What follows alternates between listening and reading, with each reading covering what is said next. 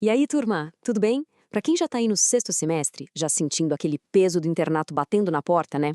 Bom, esse é um daqueles temas que literalmente separa o estudante que está preparado daquele que vai ser pego de calças curtas no pronto-socorro. Hoje a gente vai destrinchar as anemias hemolíticas hereditárias. E o nosso raciocínio aqui vai ser bem prático, da bancada da biologia molecular direto para o leito do paciente. Ou seja, a gente vai entender o que quebrou lá dentro da célula e como isso vira um paciente com dor, amarelão, ictérico, anêmico, pedindo socorro. Vamos mergulhar nessa? Para organizar a nossa vida, a gente vai passar por 6 pontos bem diretos. A gente começa com introdução e mecanismos.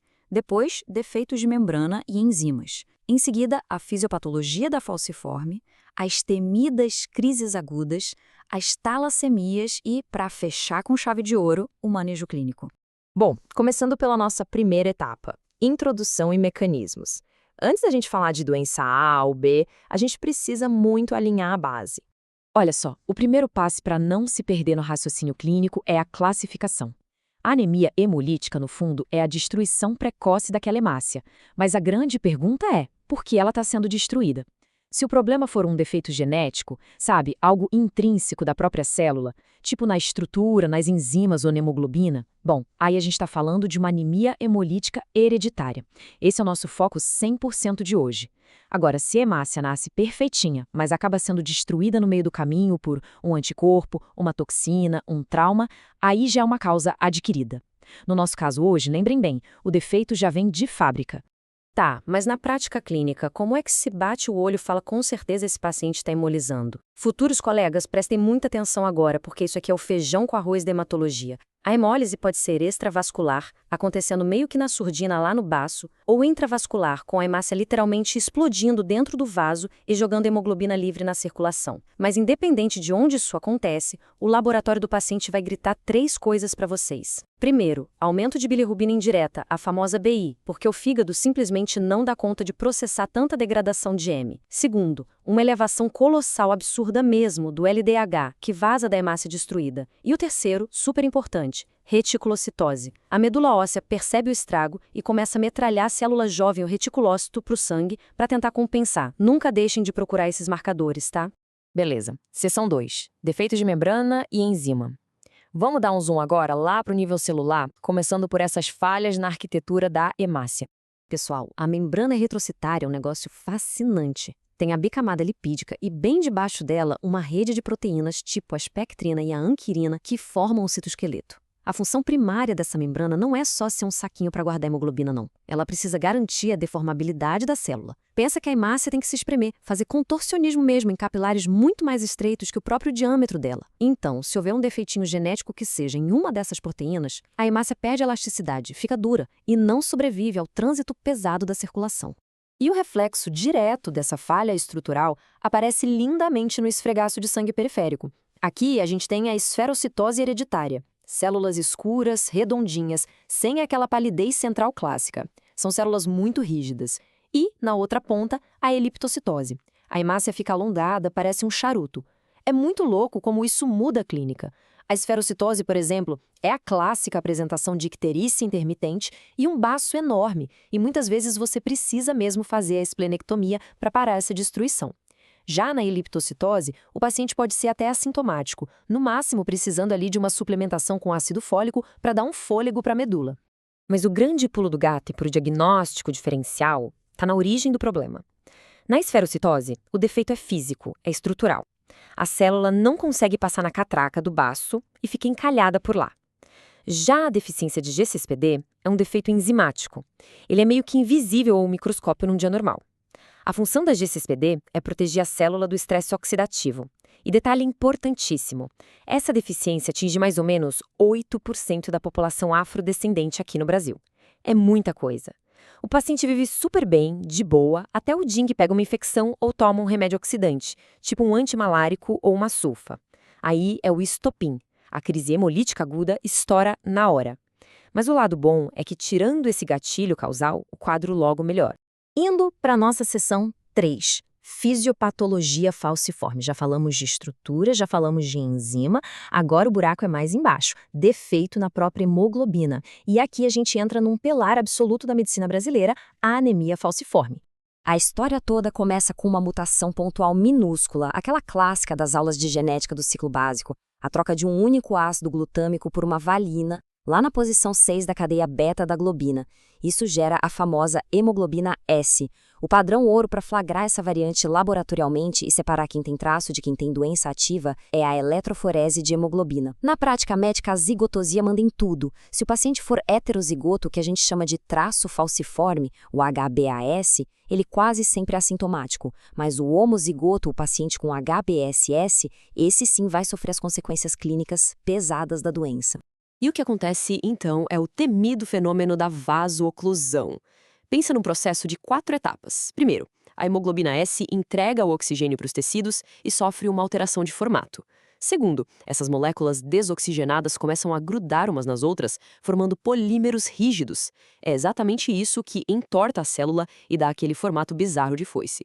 Terceiro, essa hemácia rígida começa a arranhar e interagir de forma bizarra com o endotélio do vaso, ativando uma tempestade de citocinas inflamatórias. E aí, chegamos no quarto passo, o ápice da bagunça. O trânsito para. A microcirculação entope completamente. Isso significa isquemia, necrose, um edema local absurdo e, claro, muita dor. Seção 4. Crises agudas. E é exatamente esse entupimento microscópico que vai jogar o paciente direto na porta do pronto-socorro. Vamos falar dessas emergências da doença falciforme. A primeira emergência pediátrica que vocês simplesmente não podem vacilar é o sequestro esplênico. Isso é muito comum em criancinhas ali dos 6 meses aos 6 aninhos, antes que o baço acabe secando de tanto sofrer infarto. Imagina a cena. Chega uma criança de 2 anos no seu plantão, letárgica, taquicárdica, e quando você palpa o abdômen, o baço está gigantesco, batendo lá na cicatriz umbilical.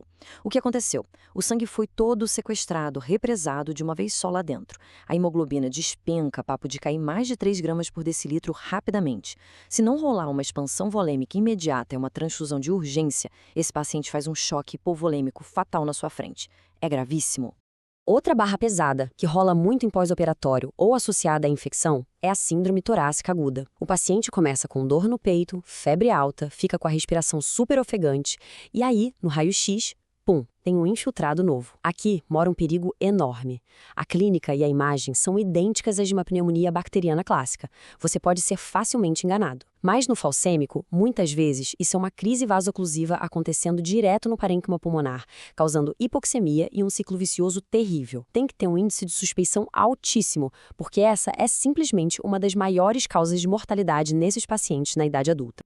E agora muito cuidado. Olha a armadilha de prova de residência médica caindo no colo de vocês. A famosa crise aplástica. A gente passou a explicação inteira concordando que a medula reage à hemólise jogando reticulócito no sangue para compensar, certo? Pois é. Mas e se o paciente contrair um parvovírus B19? Esse vírus ataca direto a fábrica, os precursores eritroides lá na medula óssea. O resultado? Uma parada súbita na produção. A hemoglobina do paciente despenca de forma dramática, mas, quando você checa o hemograma, os reticulócitos estão inesperadamente diminuídos. Não tem fábrica, não tem compensação. Fiquem ligados.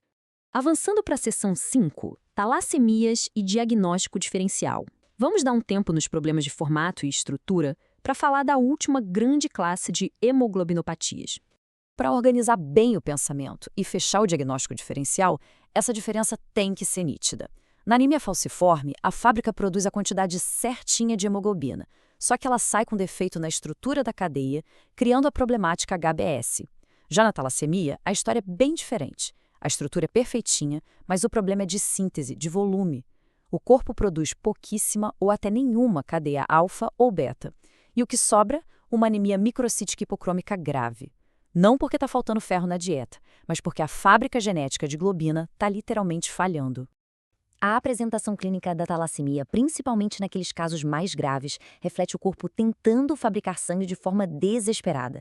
O paciente apresenta anemia pesada, um baço enorme e a medula óssea expande tanto de tanto trabalhar que começa a deformar o próprio osso. É por isso que você nota a testa mais pronunciada, a clássica proeminência malar, e tem um complicador gigante. Esses pacientes precisam de transfusões a vida toda. Isso gera uma baita sobrecarga de ferro que vai se depositando no coração, nas glândulas, causando falência cardíaca e muito atraso endócrino. A terapia Quelande, para puxar esse ferro excessivo aqui, é de uso obrigatório.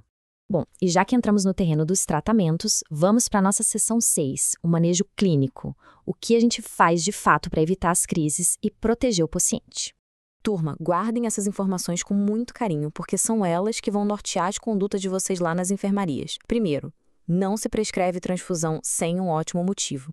Geralmente, ela entra em cena com quedas acentuadas, com a hemoglobina menor que 5 gramas por decilitro e muito sintoma associado. Segundo, como essa medula está sempre no modo de hiperprodução, a gente deixa ácido fólico contínuo, 5 mg por dia, como um suporte nutricional para não faltar matéria-prima de jeito nenhum. Mas o verdadeiro divisor de águas aqui, focando na falciforme, é a hidroxiureia. Sabe por quê? Porque ela induz o corpo a voltar a produzir hemoglobina fetal. E a hemoglobina fetal não polimeriza. Isso despenca a frequência daquelas crises de dor lancinante. E claro, sendo doença hereditária grave, não existe manejo global sem oferecer um baita de um aconselhamento genético para toda a família.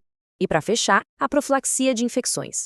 A gente já sabe que o baço dessa galera infarta precocemente e logo perde a capacidade de defesa, criando a famosa asplenia funcional. Isso joga o risco de infecção por bactéria capsulada lá no teto.